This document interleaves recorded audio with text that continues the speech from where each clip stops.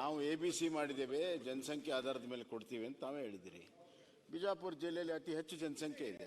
ಒಂದು ನಿಮಿಷ ಅದು ಪ್ರಶ್ನೆ ಅಲ್ಲ, ಪ್ರಶ್ನೆ ಬೇರೆ ಇಲ್ಲಿ.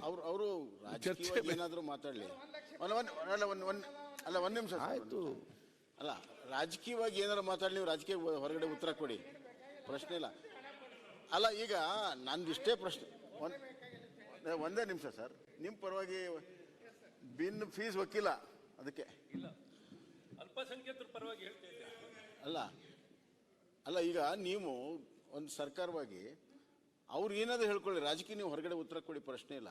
ಆದರೆ ನಿಮ್ಗೆ ಬಿಜಾಪುರದಲ್ಲಿರೋ ಅಲ್ಪಸಂಖ್ಯಾತರ ಕಾಲನಿಗಳ ಅಭಿವೃದ್ಧಿ ಆಗಬಾರ್ದಾ? ಆಗಬೇಕಲ್ಲ మన ಸರ್ಕಾರಕ್ಕೆ. ಯತ್ನಾಳ್ ಅವ್ರಿಗೋಸ್ಕರ ನೀವು ಇಡೀ 1,20,000 ಮತದಾರ ಇರುವಂಥ ಬಿಜಾಪುರನ್ನ ನೆಗ್ಲೆಕ್ಟ್ ಮಾಡಿದರೆ ನೀವು ಅಲ್ಪಸಂಖ್ಯಾತರ ರಕ್ಷಕರಾಗ್ತಿರೋ ಏನಾಗ್ತೀರಿ? ಈಗ ಅದರಿಂದ ಅಲ್ಲ, ಒಂದೇ ನಿಮಿಷ, ಪ್ರಶ್ನೆ ಬೇರೆ, ಚರ್ಚೆ ಬೇರೆ ಇಲ್ಲಿ. ನಾವು ABC ಮಾಡಿದ್ದೇವೆ, ಜನಸಂಖ್ಯೆ ಆಧಾರದ ಮೇಲೆ ಕೊಡ್ತೀವಿ ಅಂತ ತಾವೇ ಹೇಳಿದಿರಿ. ಬಿಜಾಪುರ ಜಿಲ್ಲೆಯಲ್ಲಿ ಅತಿ ಹೆಚ್ಚು ಜನಸಂಖ್ಯೆ ಇದೆ. ಒಂದು ನಿಮಿಷ ಅದು ಪ್ರಶ್ನೆ ಅಲ್ಲ, ಪ್ರಶ್ನೆ ಬೇರೆ ಇಲ್ಲಿ. ಅವರು ರಾಜಕೀಯವಾಗಿ ಏನಾದರೂ ಮಾತಾಡಲಿ. ಒಂದು ನಿಮಿಷ ಆಯ್ತು. ಅಲ್ಲ, ರಾಜಕೀಯವಾಗಿ ಏನಾದ್ರು ಮಾತಾಡಲಿ, ನೀವು ರಾಜಕೀಯ ಹೊರಗಡೆ ಉತ್ತರ ಕೊಡಿ, ಪ್ರಶ್ನೆ ಇಲ್ಲ. ಅಲ್ಲ, ಈಗ ನಂದಿಷ್ಟೇ ಪ್ರಶ್ನೆ.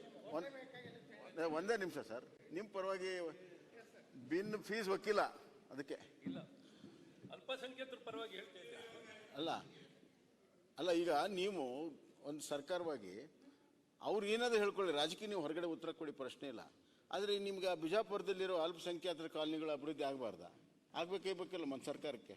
ಯತ್ನಾಳ್ ಅವ್ರಿಗೋಸ್ಕರ ನೀವು ಇಡೀ 1,20,000 ಮತದಾರ ಇರುವಂಥ ಬಿಜಾಪುರನ್ನ ನೆಗ್ಲೆಕ್ಟ್ ಮಾಡಿದರೆ ನೀವು ಅಲ್ಪಸಂಖ್ಯಾತರ ರಕ್ಷಕರಾಗ್ತಿರೋ ಏನಾಗ್ತೀರಿ? ಈಗ ಅದರಿಂದ ಅಲ್ಲ, ಒಂದೇ ನಿಮಿಷ, ಪ್ರಶ್ನೆ ಬೇರೆ, ಚರ್ಚೆ ಬೇರೆ ಇಲ್ಲಿ.